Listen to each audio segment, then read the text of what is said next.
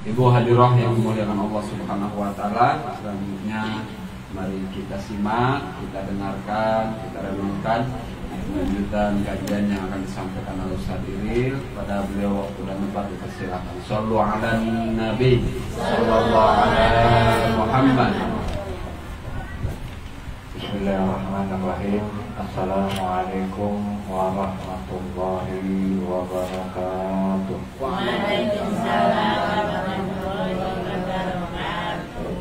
Alhamdulillahilladzi an'ama ni'matal iman wal islam wa asyhadu an la ilaha illallah wahdahu la syarika lah wa asyhadu anna Muhammadan abduhu wa rasuluhu la nabiyya ba'dahu. Allahumma salli wa sallim wa barik ala sayyidina Muhammadin wa ala alihi wa sahbihi ajma'in, amma ba'du. Allahumma rabbi shrah li sadri wa yassir li amri wa hlul 'uqdatam min lisani yafqahu qawli. Alhamdulillah, puji beserta syukur marilah sama-sama kita panjatkan kehadirat Allah Subhanahu wa taala yang telah memberikan nikmat kepada kita sehat walafiat, juga hidayah dan petunjuknya sehingga kita bisa kembali hadir melanjutkan kajian tafsir Al-Quran. Dengan insyaallah pada kesempatan kali ini kita melanjutkan surah Maryam ayat ke-61. Dan begitu juga salat beserta salam tidak lupa marilah kita lipat curahkan kepada Nabi kita Muhammad SAW. Para ibu yang saya hormati dan mudah-mudahan Allah muliakan, di ayat sebelumnya Allah Subhanahu wa taala telah berfirman, illa man taba wa amana wa amila shalihan fa ulaika yadkhulul jannah wa la yuzlamuna syai'an. Kecuali orang yang bertobat, dia beriman, beramal saleh, fa ulaika, maka bagi mereka yadkhulul jannah, itu yang bisa masuk di surga, wala yuzlamuna syai'an, dan Allah tidak menzalimi sedikit pun. Nah, maka di ayat ke-61 ini Allah Subhanahu wa taala sedikit menjelaskan kepada kita tentang nikmat-nikmat surga tadi, yaitu jannatu adnin allati wa'ada ar-rahmanu ibadahu bil ghaib innahu kana wa'duhu ma'tiya. Jannatu adn, yang yaitu surga adn, allati yang wa'ada ar-rahman, dijanjikan oleh Allah yang maha rahman, ibadahu kepada hamba-hambanya bil ghaib, meskipun surga adn ini adalah suatu hal yang gaib. Innahu kana wa'duhu ma'tiya, dan sesungguhnya Allah terhadap janjinya itu pasti ditepati. Nah, di dalam tafsir ini Syekh Syarawi mengatakan wajannatu adn, dan adapun yang dimaksud surga adn itu ai iqamatud daimah, yaitu tempat yang kekal. Nah, kenapa Syekh Syarawi mengatakan bahwa yang namanya surga adn adalah tempat yang kekal atau tempat yang kekal? Kenapa? Li'anna qad tajidu fid dunya jannah, karena sesungguhnya di dunia kita juga bisa mendapati atau menemukan yang namanya taman. Jadi alasan kenapa surga taman adn atau surga adn ini dikatakan kekal, karena kalau ngomong yang namanya taman, di dunia juga ada taman. Wa tajidu asbabun naim, dan juga di dunia itu tamannya itu ada apa? Ada alasan-alasan yang menyebabkan kita merasa nikmat, entah itu pemandangan cakep, entah itu enak dipandang mata. Kalau ngomong masalah indah di dunia juga ada. Nah, cuman yang membedakan lakin nahunaim jahil, tetapi yang membedakan nikmat-nikmat yang ada di taman-taman surga di dunia itu sebentar doang. Imma an yatrukuhu au yatrukuha. Jadi ya kalau misalnya enggak kita yang ninggalin, kita yang ditinggalin. Nah, jadi begitu hakikat dunia. Pokoknya yang namanya ngomong masalah nikmat bukan cuma di surga, di dunia juga ada. Cuma nikmat-nikmat yang Allah kasih di dunia ini apa? Jahil, sebentar, sementara, setiap masa. Sekarang dalam hidup apapun yang ibu cari, ibu nih pagi-pagi berangkat ke pasar nyari duit misalnya. Oh, ngumpulin duit buat apa misalnya kan? Misalnya buat beli TV kan? Kalau ke TV itu ada kebahagiaan, tapi itu tadi kebahagiaan itu sebentar. Ketika itu rusak atau ketika kita yang mati. Begitu juga apapun yang kita cari, rumah misalnya, kita berhasil bangun kebahagiaan dengan rumah, tapi tetap apapun kebahagiaan kita cari pasti ujung-ujungnya sedih. Kalau nggak kita yang ditinggalin ini rumah, kita yang meninggalkan ini rumah. Apa? Semua anak, apapun kita berharap berdoa sama Allah dikasih anak, ternyata apa? Allah kasih anak kita bahagia, tapi tetap kebahagiaan yang katanya kita kejar-kejar tadi itu akan berakhir yang namanya sedih. Entah kita yang meninggalkan anak kita atau kita yang ditinggalkan anak kita. Atau apalagi kebahagiaan bagi kita orang tua, kita sayang sama orang tua, kita kemana-mana jalan sama orang tua, pokoknya pengen menghabiskan waktu bahagia bersama orang tua. Tapi apapun kebahagiaan yang kita kejar bersama orang tua, tapi tetap ujung-ujungnya bakal sedih. Entah kita yang meninggalkan orang tua atau kita yang ditinggalkan oleh orang tua kita. Dan itulah hakikat dunia, begitu Bu. Tapi apapun, walaupun hakikat dunia, ujung-ujung dari dunia ini sedih Bu, itu bukan akhir dari segalanya. Bukan akhir. Kenapa? Karena kita bisa mendapatkan kebahagiaan yang kekal itu nanti ketika di surganya Allah Subhanahu wa Ta'ala. Kalau misalnya kita hari ini sedih karena harus berpisah dengan orang tua, gak usah kecil hati. Ini memang ceritanya dunia. Tapi kalau kita berharap bisa bertemu lagi di akhirat di surganya, maka itu enggak menutup kemungkinan. Kan gitu syaratnya. Ya syaratnya kita harus perbaiki diri, dan kuncinya nanti yang kita jawaban di kelanjutan ayat. Nah terus selanjutnya di sini juga waqalluhu allati wa'adur rahmanu ibadahul ghaib. Nah di sini Allah Subhanahu wa Ta'ala mengatakan bahwa yaitu Allah al-wa'd itu apa? Janji itu apa? Yaitu apa? Ikhbaru bi khairin qabla awani, yaitu kabar baik yang datang sebelum waktunya. Nah ini kan masalah jannatu adun ini kan apa? Belum kejadian. Ya kan, maka di situ dikatakan wa'adu, yaitu janji yang istilahnya kabar baik yang datang sebelum waktunya. Tujuannya apa Bu Allah kasih kabar baik tentang surga adun ini? Yaitu apa? Liusayyul ma'udi 'alal amali liyunalu hadzal khair. Itu tujuannya apa? Tujuannya untuk mendorong orang yang dijanjikan tadi untuk beramal mendapatkan sesuatu yang dijanjikan Allah, yaitu surga hati. Makanya Allah masih gambaran surga adun ini tujuannya apa Bu? Tujuannya kita berharap pengen mencari itu. Kita ketika Allah janjikan surga adun tadi. Wadidduhu al-wa'id, dan kebalikan daripada wa'du itu yaitu wa'id, yaitu ancaman. Kalau ancaman itu ikhbaru yubasyiru qabla awani, yaitu apa? Berita buruk atau berita jelek yang disampaikan sebelum datangnya. Itu seperti apa? Ketika Allah berbicara tentang neraka, kan begitu. Ketika Allah berbicara tentang siksa, tujuannya apa? Tujuannya ketika itu supaya kita yang mendengar takut, menghindari, jangan sampai kita masuk neraka, kan begitu. Nah juga di sini Syekh Sarwi mengatakan wa yahtaruhu ismur rahman, dan dipilih di sini nama ar-rahman. Jadi kenapa di sini dikatakan wa'adur rahman, dan janji Allah yang maha penyayang? Kenapa Allah pakai bahasa penyayang? Nah jadi tujuan kenapa Allah pakai bahasa penyayang, liyutma'innal ladzina asrafu ala anfusihim bil ma'asi anna rabbihim rahman rahim. Tujuannya apa? Tujuannya untuk memberikan rasa tenang, untuk mengundang orang-orang yang dia ini melampaui batas dirinya di dalam bermaksiat, supaya apa? Supaya dia mengetahui bahwa Allah itu Tuhan yang maha penyayang. Supaya dia tahu Allah yang penyayang, baik terhadap orang non-muslim maupun terhadap muslim. Kalau penyayang terhadap non-muslim, dia dikasih dia makan, dikasih dia nafas. Bukan cuma terhadap orang muslim lebih-lebih, dikasih dia hidayah, dikasih dia taufik. Tujuannya begitu, supaya apa? Supaya tak takut gitu. Jadi ketika itu berbicara, walaupun itu orangnya sudah melampaui batas dalam bermaksiat, tetap Allah mengatakan wa'adur rahman, dan Allah yang maha penyayang berjanji. Untuk apa? Untuk apa? Menjanjikan yang namanya surga adun, dan begitu. Nah tapi Bu, terkadang kalau kita kan sekarang berbicara surga, ya Ustaz berbicara surga mah nggak kelihatan. Kadang-kadang kita pun nggak tergoda surga karena masalah memang nggak kelihatan. Itu kan masalah kita.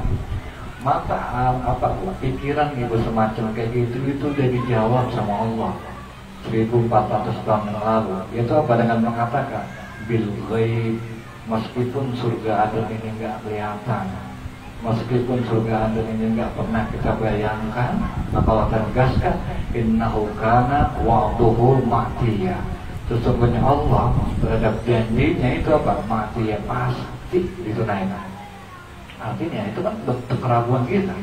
Makanya wajar kalau misalnya kita dalam hidup tetap aja nggak berubah jadi baik, tetap aja kita tetap melakukan keburukan, itu kan merupakan apa?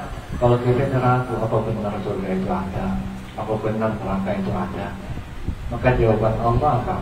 Bil ghaib, meskipun surga ada atau surga yang kita Allah janjikan itu nggak kelihatan, kalau kata Allah innahu kana wa'duhu ma'tiya. Sesungguhnya Allah terhadap janji itu pasti ditepati. Tapi kalau menjanjikan surga pasti Allah tepati. Itu saking apa Bu? Supaya meyakinkan kita yang kadang dalam hidup ini masih ada ragu terhadap Allah. Karena Bu, kenapa? Cara meyakininya kitanya ini. Cara meyakinnya apa kita bahas? Ya, kira bahas. Nah jadi ya kan apa tadi itu? Allah katakan apa? Allah ini pasti menepatinya. Kenapa Allah mengatakan demikian? Karena yang cuma bisa menepati janji itu cuma Allah. Bahkan Nabi Muhammad sendiri nggak bisa, karena salah satu syarat menjadi Tuhan, ya kan? Salah satu syarat sesuatu pantas dikatakan Tuhan ketika dia bisa menepati janji. Nabi Muhammad, walaupun yang kita kenal jujur, amanah, tetap Nabi Muhammad gak bisa dikatakan dia menepati janji. Kenapa? Karena dulu di zaman Rasulullah, ketika Rasulullah ditanya sama para orang-orang kafir Quraisy, mana coba ceritakan tentang Ashabul Kahfi, ditagih Nabi Muhammad tuh kan ditagih, padahal Nabi Muhammad bingung mau jawab apa, sementara wahyu belum turun. Nabi gak bisa ngomong apa-apa, ditanya tiap hari, mana coba janji lu mau nerangkan tentang Ashabul Kahfi, mana. Sampai Nabi Muhammad juga mungkin saking kesel bilang apa, besok baru kata Nabi Muhammad, karena udah saking bingung. Istilahnya pertanyaan udah banyak muncul sementara wahyu belum turun. Akhirnya apa? Turunlah wahyu menerangkan tentang Ashabul Kahfi. Tapi ketika wahyu itu diturunkan, Nabi Muhammad ditegurlah sama Allah. Apa? Wala taqulanna li syai'in inni fa'ilun dzalika ghadan. Kalau kata Allah, dan janganlah kamu mengatakan sesuatu ini fa'ilun dzalika ghadan, sesungguhnya aku akan mengerjakan demikian besok. Nabi ditegur sama Allah. Nabi kan sebelumnya bertanya, kan bilang besok. Itu Nabi ditegur, jangan mengatakan sesuatu ini fa'ilun dzalika ghadan, sesungguhnya aku akan melakukan ini besok. Kenapa? Illa, kecuali kamu dengan mengatakan an yasha Allah, kamu mengatakan insya Allah jika Allah mengizinkan. Kenapa tuh? Nabi Muhammad diajarkan etika begitu. Karena apa?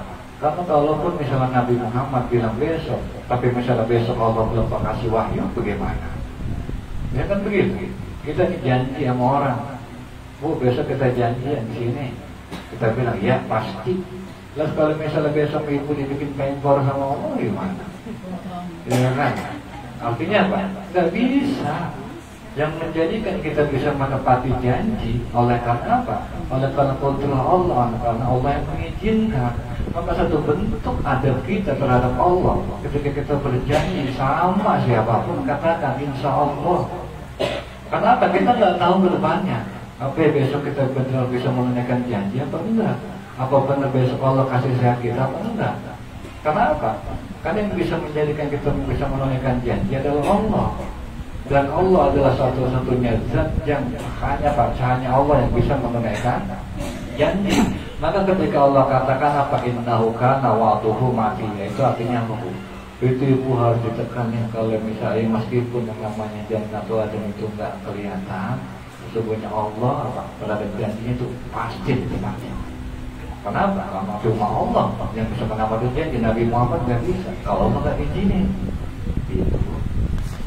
Dan juga di kelanjutan ayat Allah menerangkan tentang nikmat-nikmat yang ada di surga itu, Bu. la yasma'una fiha lagwan illa salama. La yasma'una, di surga itu kita nggak akan mendengar fiha, di surga itu lagwan illa salama. Itu apa? Ucapan kecuali keselamatan, ucapan yang sia-sia kecuali keselamatan. Walahum, dan bagi mereka rizquhum fiha bukratan wa asyiya, dan bagi mereka rezeki mereka di dalamnya itu pagi dan petang. Yang pertama di sini dikatakan Allahu huwa kalamun usuli allazi la fa'idatu minhu. Jadi yang dimaksud dengan lahu di sini yaitu apa? Perkataan yang apa? Berlebihan yang tidak ada faedah di dalamnya. Jadi nanti di surga itu nggak ada yang namanya perkataan yang sia-sia, nggak ada perkataan yang percuma. Gitu. Yang ada semua adalah apa? Keselamatan.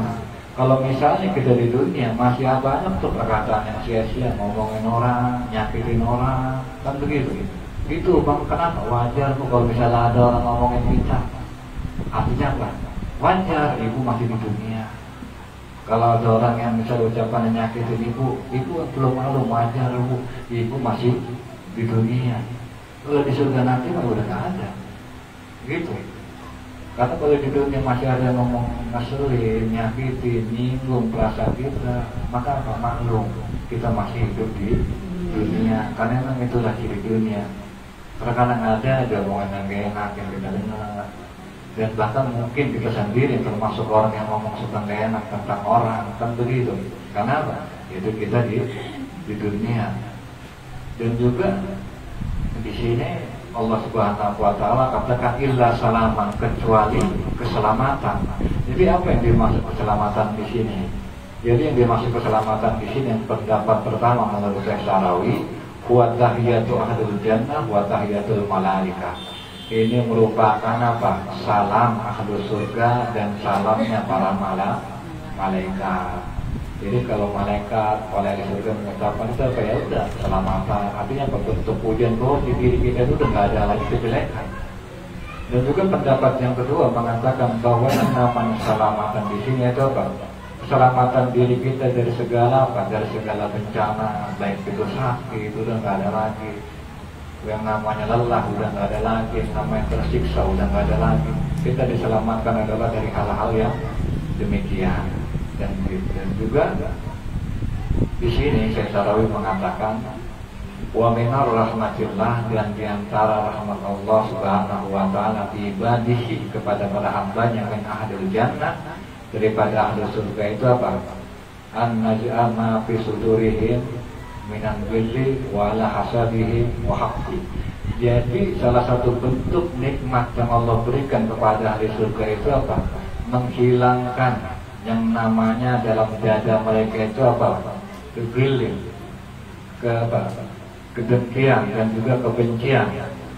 Itu udah nggak ada lagi.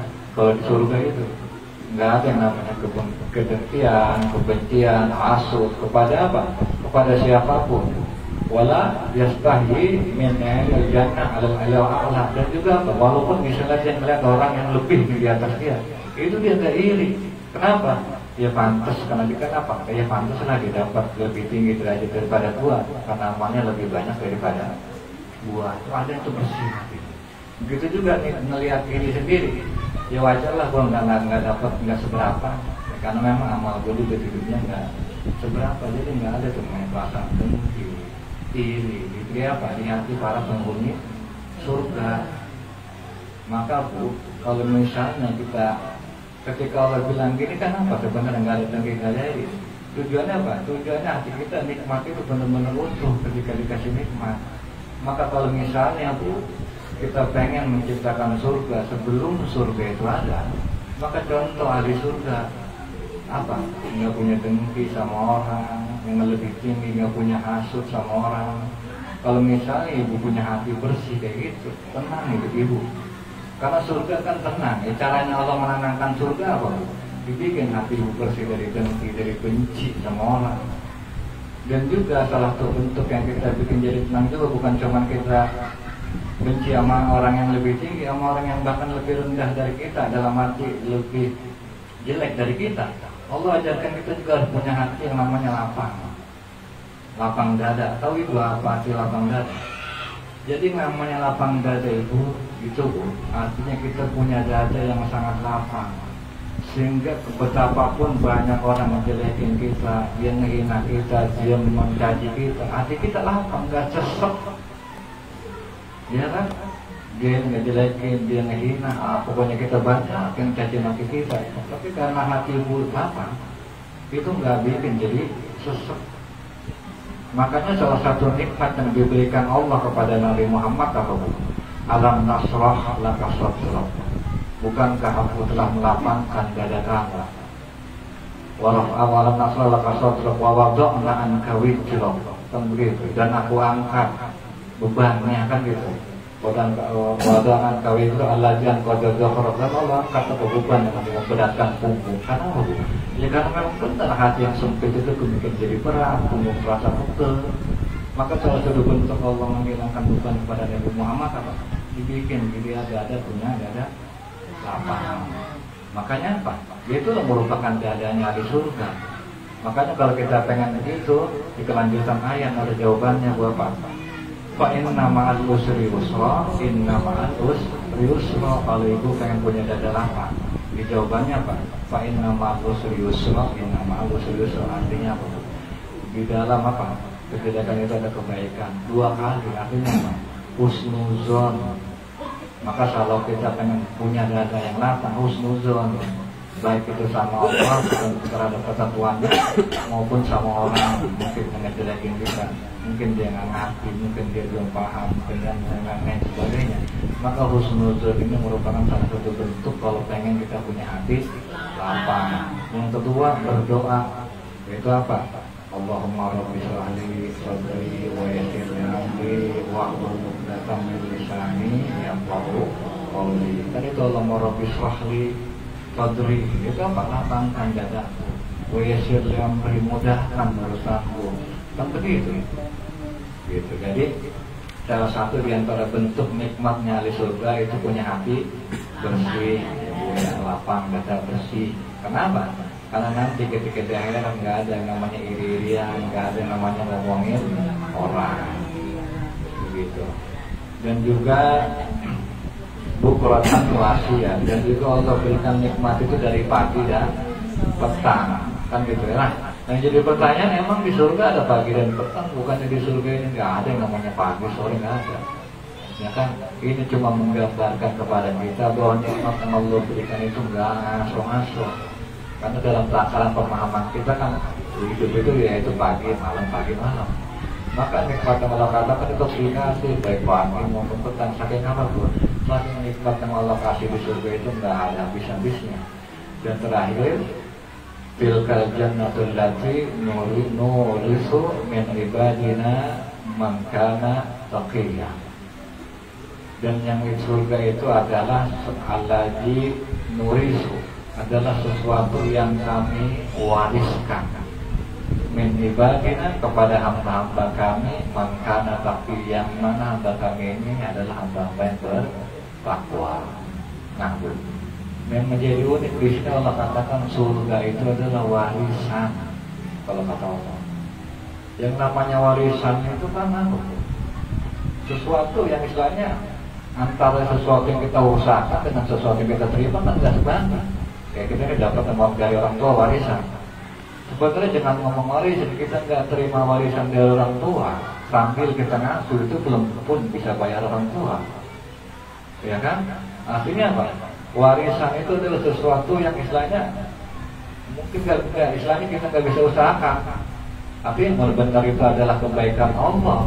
Makanya kan di dalam hadis Rasulullah mengatakan apa? Laisa yadkhulu ahadukumul jannah amaluhu.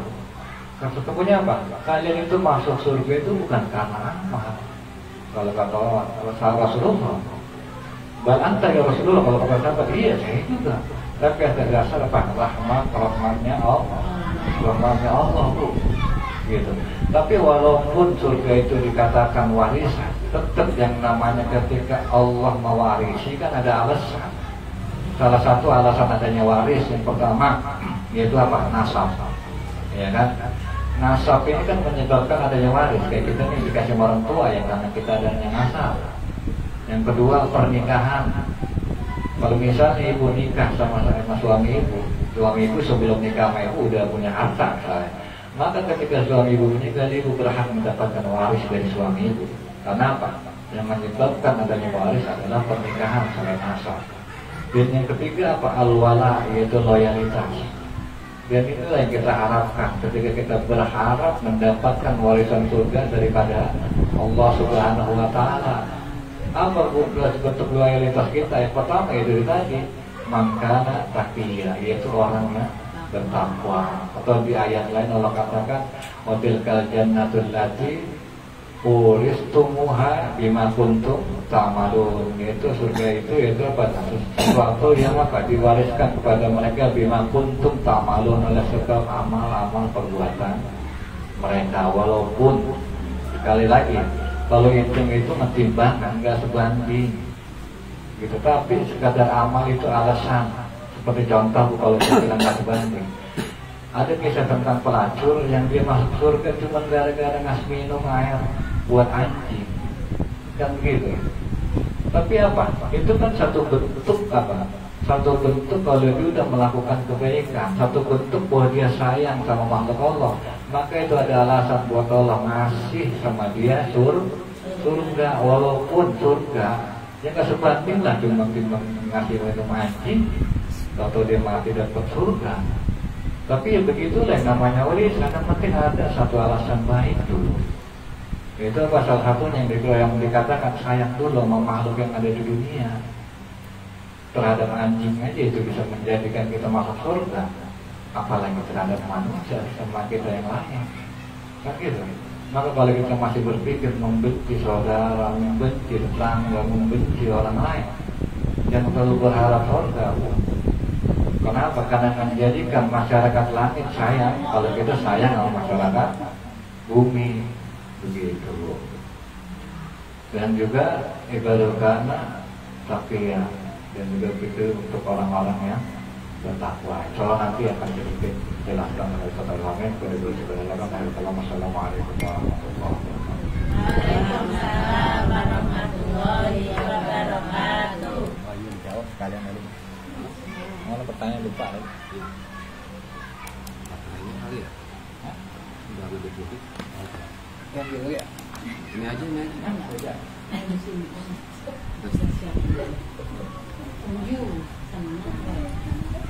Tes 1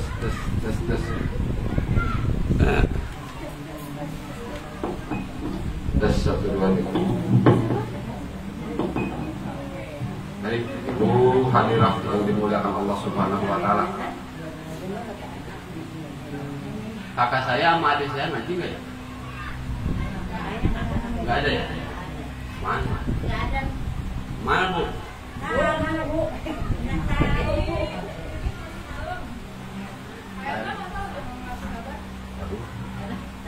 Ada yang Baik, Ibu Hadirah yang dimuliakan Allah Subhanahu wa Ta'ala. Tadi sudah banyak dijelaskan ini panjang lebar. Saya mau nanya dulu Bu, pingin nggak dapat surga ini? Iya kan, pinginnya itu mesti jelas. Pingin kan? Sebelum dapat surga, pingin ngerasain surga nggak? Pingin kan?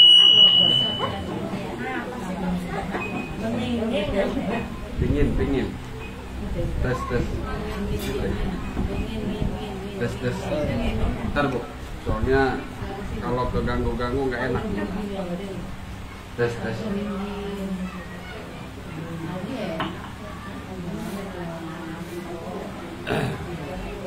Habis baterainya.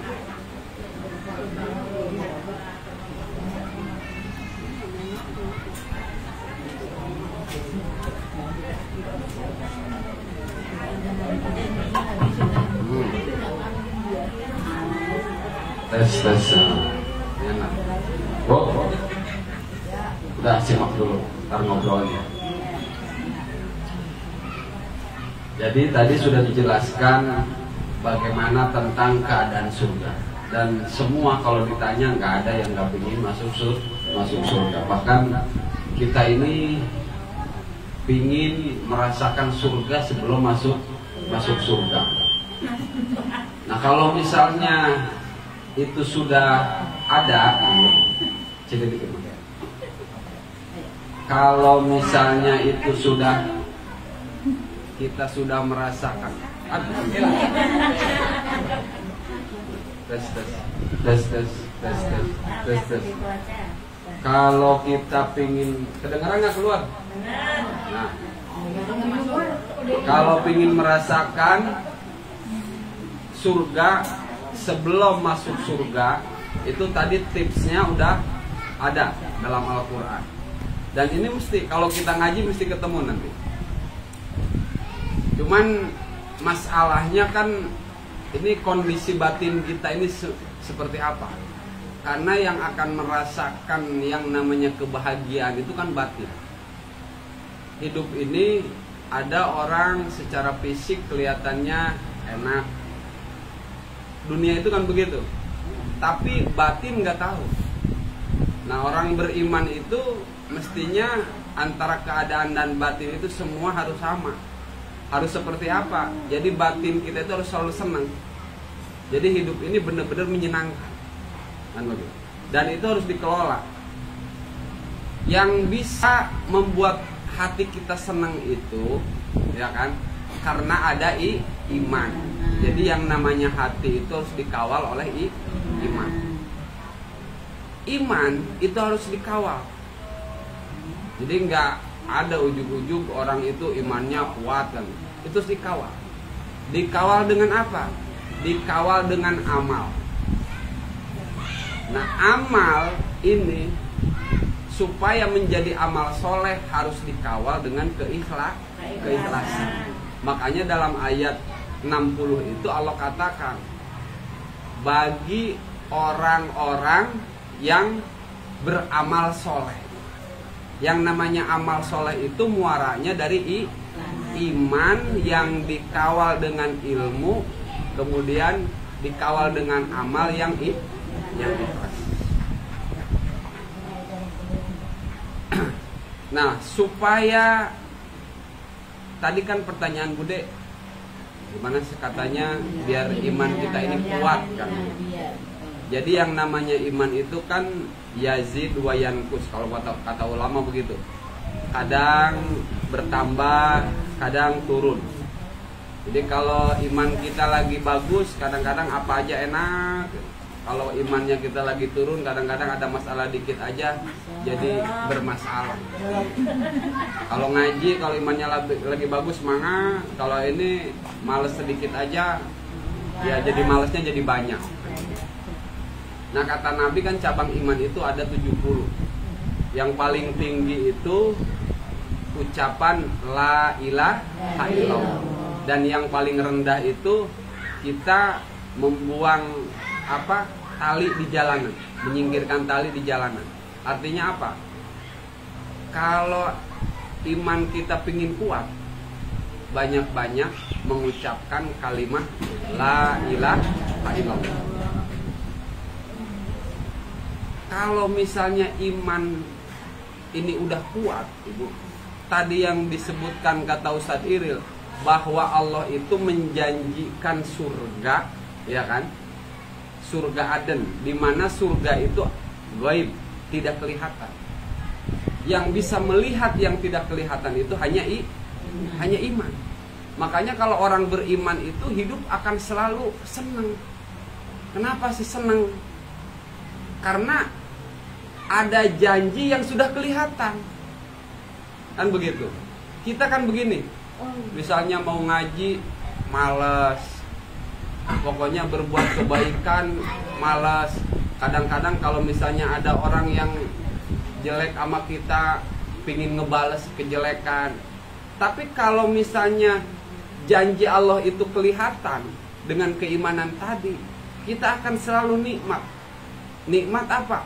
Nikmat semangat untuk berbuat baik. Jadi selalu pingin mengelola ketentuan Allah itu dengan kebaikan. Walaupun hidup kadang-kadang secara duniawi susah, tapi semangat aja berbuat baik. Karena apa? Karena udah ngerasakan senang yang dijanjikan oleh Allah. Dan itu harus kita kelola terus supaya keimanan itu ada dalam diri kita. Kalau misalnya iman ini sudah ada, nanti apa aja enak. Karena apa, Bu? Karena kita ini fokusnya hanya satu. Jadi nggak banyak pikiran macam-macam hidup itu, hanya satu. Apa sih yang menjadi fokus kita? Fokus kita itu kita hanya pingin berbuat baik karena Allah. Hanya itu aja. Nggak ada yang lain. Misalnya kita ngadepin suami begini, kita udah nggak mikirin suami kita begini, nggak ada.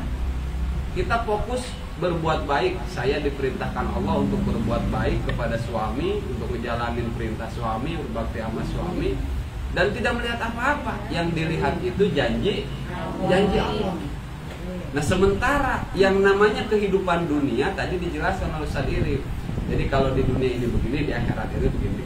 Kalau di dunia ini yang namanya kenikmatan di dunia, sehebat apapun, sebahagia apapun manusia di dunia, pasti ujungnya sedih. Misalnya kita nih punya anak, sayang banget sama kita, punya anak udah soleh, sayang, nurut, misalnya tiba-tiba dipanggil oleh Allah, sedih nggak? Punya harta banyak, tiba-tiba diambil oleh Allah. Nah, kalaupun tidak diambil, kita meninggal, dan itu rumus dunia. Dan mesti kita, dan itu harus menjadi apa ya? Menjadi satu kekuatan dalam jiwa bahwa dunia itu begitu. Sehingga sama dunia ini kita biasa-biasa saja gitu. Ngerti nggak, Bu? Jadi sama dunia ini apa? Biasa-biasa saja. Karena kalau kita jadikan luar biasa juga nggak menjadi luar biasa. Toh segitu doang. Yang akan kita semangat untuk luar biasa itu dengan janji yang tadi, yaitu surga Aden.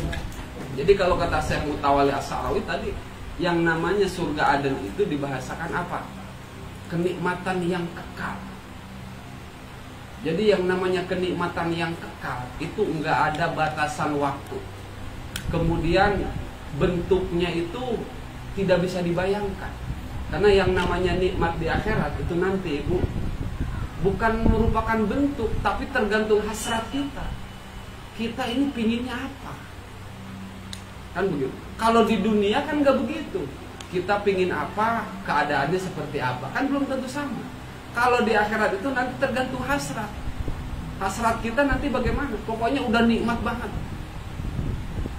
Dan itu harus yakin, itu orang beriman. Kita pingin Allah wariskan itu semua kepada kita. Tadi dijelaskan, yang namanya warisan itu mesti ada sebab. Sebabnya apa?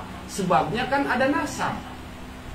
Segila-gilanya kita, seorang anak, orang tua meninggal tetap aja warisan. Enggak kalau misalnya ada anak 10, yang satu geblek, yang satu soleh, tetap aja yang geblek sama soleh sama, karena ada kaitan nasab. Kita pun kepada Allah, kita masuk surga itu bukan karena amal kita, tapi ada sebab.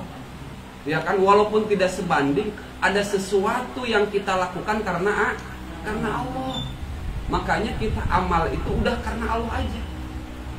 Mudah-mudahan dari perbuatan kita ini ada yang menjadikan sebab kita mendapatkan rahmat Allah untuk mendapatkan warisan surga.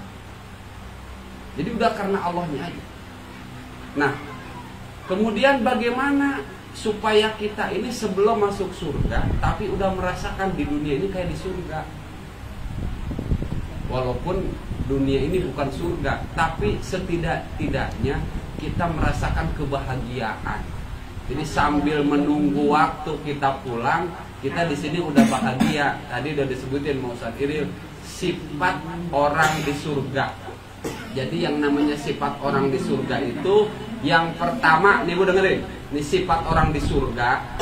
Kalau kita bilang sifat orang di surga, berarti kita harus belajar punya sifat sekarang ini, baru kita merasakan seperti penduduk surga. Yang pertama, tidak ada gil. Jadi yang namanya gil itu nggak ada gerentesan jelek kepada sesama, kepada saudara, kepada tetangga, hatta kepada orang yang jelek sama kita. Udah kita itu baik aja. Nah, untuk kita mendapatkan atau terhindar dari gil tadi, Allah ngajarin kita selalu memanjatkan doa. Rabbana ighfir lana wa li ikhwanina alladzina sabaquna bil iman. Makanya saya kalau berdoa itu ketika bilang wala taj'al fi qulubina gil, itu sampai karena ini yang namanya gil ini bahaya. Bahayanya apa? Ibu biar kata punya harta sebesar-besarnya harta, punya jabatannya setinggi-tingginya jabatan, kalau ada gil dalam hati kita, maka kita tidak akan pernah bahagia. Kenapa, Bu? Begitu. Karena kalau misalnya kita ada dengki dengan saudara, kita punya, ada saudara main, ada teman main, ada ini, udah takut duluan, jangan-jangan dia minjem duit ke sini. Itu orang dengki itu begitu. Jadi nggak ada senang-senang. Makanya doa itu dipanjatkan, wala taj'al fi qulubina ghillan. Ya Allah, jangan jadikan pada hati kami ini gil, dengki. Kalau misalnya nggak hafal, udah berdoa aja, ya Allah jangan sampai saya ini jadi orang yang dengki sama saudara saya, sama teman saya, sama tetangga saya. Itu harus diminta. Kenapa sih Allah ngajarin itu? Ada doanya, dan doa itu doa Quran dalam Al-Quran. Karena yang namanya gil ini bahaya. Orang kalau dengki itu nggak bakal maju. Semaju-majunya orang dengki tidak akan pernah bahagia. Karena apa, Bu? Yang namanya hidup di dunia itu kan tidak ada kesempurnaan. Kalau kita misalnya dapat nikmat dunia kayak apa gitu, misalnya 2, pasti ada yang punya 3. Ada yang 3, pasti ada yang punya 4. Itulah dunia. Kalau orang dengki, ada gil, itu udah nggak enak aja bawaan. Tapi kalau misalnya kita hatinya nggak ada gil, kemudian kita lapang, udah enak aja hidupnya. Makanya itu yang saya katakan tadi, kalau memang kita ingin merasakan surga sebelum masuk surga, pelihara hati kita, jangan ada dengki di antara kita. Yang ada itu harus apa? Rahmat. Jadi rahmat itu kasih sayang, menyebar kebaikan. Jadi kita itu harus selalu doa yang baik-baik buat teman kita, buat saudara kita, buat suami kita. Itu jangan pelit. Kalau kata Ustaz Delil, bahkan kalau doa kita pengen diijabah, sebelum berdoa buat kita itu doain dulu teman-teman kita, saudara-saudara kita yang susah. Itu caranya. Salah satu doa supaya diijabah, doain orang-orang. Kita mah gak usah panjang-panjang, Bu, doa. Saya sekarang kalau berdoa gak pernah panjang-panjang. Udah doa orang buat orang-orang aja. Kalau buat sendiri mah, ya Allah, berikan kepada saya kebaikan. Saya hanya minta kebaikan dari Allah. Karena apa? Kalau Allah ngasih kebaikan, pasti udah enak aja, pasti baik. Kalau misalnya kita mintanya biar begini, belum tentu baik, Bu. Itu kan kata kita. Makanya saya kalau berdoa sekarang, ya Allah limpahkan, karuniakan kepada saya kebaikan. Sama anak udah begitu. Kemarin di pesantren saya berdoa, ya Allah limpahkan kebaikan yang banyak buat anak saya. Udah itu aja. Kalau Allah udah ngasih kebaikan mah nanti, ya insya Allah nanti dipertemukan dengan orang-orang yang baik, keadaan yang baik, kan begitu. Jadi minta aja buat suami, kayak buat siapa, kita minta kebaikan buat diri kita, buat orang lain. Doanya ya Allah hanya mengharap ridhomu gitu, baik nggak? Kenapa? Hanya mengharap ridhomu ya Allah gitu, baik nggak? Doanya begitu kemudian. Yang namanya harapan, ini kan berharap. Jadi harapan itu kerjaan mulut apa kerjaan hati? Katanya, hah? Kerjaan hati. Jadi nggak mesti diucapin kalau itu mah. Udah. Jadi hati kita ya udah begitu, kepada Allah itu berharap. Jadi nggak mesti diucapin. Ya Allah saya berharap ridho Engkau. Kan nggak mesti diucapin kalau masalah ridho. Itu sudah menjadi apa ya? Harus otomatis hati kita seperti itu. Jadi yang namanya harapan itu nggak mesti diucapkan, apalagi kepada zat pemilik pemilik hati kan begitu. Kalau misalnya harapan kepada Ustaz Iril misalnya, ya saya mesti ngungkapin. Karena apa? Karena dia tidak tahu hati saya. Tapi kalau sama Allah itu kan kita selalu menuju ridho, nggak mesti diucapin. Ketika kita ikhlas karena Allah, tidak ada sesuatu dalam hati kita, tidak ada tujuan yang lain, berarti kita sudah berharap ridho Allah. Jadi yang namanya ridho Allah itu nggak mesti disebut-sebut kan begitu. Tapi kebaikan-kebaikannya yang kita sebutkan, dan itu harus karena Allah. Itu otomatis ridho Allah akan sampai. Jadi seperti itu Bu ya. Oleh sebab itu ya mungkin terakhir saya sarankan ngaji yang semangat. Terus untuk ritual bacaannya tiap hari baca la ilaha illallah minimal 70 kali sehari minimal. Jadi ibu baca mau di waktu subuh atau sore atau ya di mana aja. Tapi diusahakan kita baca 70. Ya bagus itu. Pokoknya minimal, takutnya ada yang belum. Misalnya subuh dulu udah lebih dari itu. Ya, itu bagus kan. Jadi sama enggak sama kita mengucap gitu. Ya sama. Ya, sama. Karena kan begini, yang namanya iman itu kan anugerah. Tidak bisa dipaksakan. Jadi iman itu merupakan anugerah dari Allah Subhanahu wa ta'ala. Makanya banyak sebutkan kalimat la ilaha illallah. Kalau misalnya pingin lebih bagus, lebih banyak baca la ilaha illallah, la ilaha. Makanya Ustaz Iril sekarang kemana-mana buat tasbih. Karena kalau kata dia saya buat tasbih karena dengan tasbih mengingatkan Allah, emang benar. Jadi kan kalau tasbih lupa megang tasbih karena ada yang ngingetin. Jadi itu bagus. Nah kalau misalnya ibu yang di pasar yang pakai tasbih nggak apa-apa buat tasbih. Kalau ada orang yang iya bagus, ya nggak apa-apa, bagus. Jadi ya kalau enggak ya pegang biji petainya aja. Jadi kan begini, yang namanya ria sama dengan tadi berharap. Ria itu kan perbuatan hati. Ada orang misalnya bilang, ampun, mohon maaf, saya bukan ria ya, kan begitu. Jadi yang namanya ria itu nggak bisa diucapin, kan itu perbuatan hati. Kalau kita misal begini, tandanya orang ria sama enggak? Misalnya kita lagi begini aja, lagi baca lah pakai tasbih, tiba-tiba ria pakai ini. Kemudian hati kita masih tersinggung, berarti masih ria. Tapi kalau misalnya dikatain apa masih biasa aja, berarti udah ikhlas, kan begitu. Jadi yang namanya ikhlas itu sudah tidak tidak terganggu dengan apapun gitu. Jadi mau ada petir, mau ada apa, udah nggak terganggu. Mau ada orang bilang lo kayak jelek, lo nggak benar, lo ria, itu udah nggak ngepek.